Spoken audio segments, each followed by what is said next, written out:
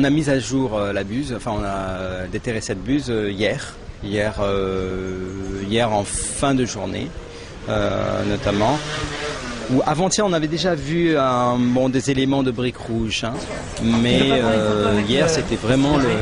les travaux de façon à pouvoir mettre à jour complètement la structure qui est en connexion totale avec la structure numéro 1 qu'on qualifie souvent d'un puits et qui s'avère être finalement un réceptacle d'eau usée en réalité. Enfin, ça semble s'orienter de plus en plus vers cette probabilité. Sur toutes les hypothèses et sur toutes les problématiques qu'on avait au départ, c'est-à-dire de se dire voilà, un puits, une citerne,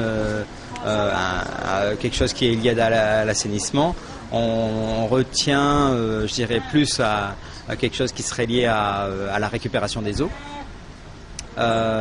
et qui s'orienterait de plus en plus vers l'assainissement. Je dis ça simplement parce qu'on a encore les analyses post-fouille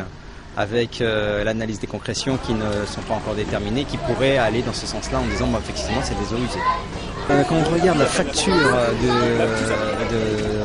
de ces constructions, de ces aménagements pierreux,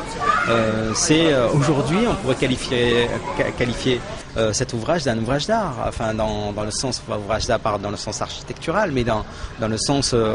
objet d'art carrément, parce qu'on n'en retrouve plus des tailleurs de pierre qui ont taillé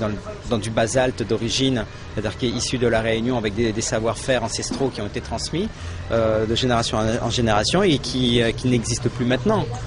C'est pour cette raison que ça pose autant d'interrogations, d'engouement et de se dire qu'effectivement on est là sur un pur objet archéologique. On va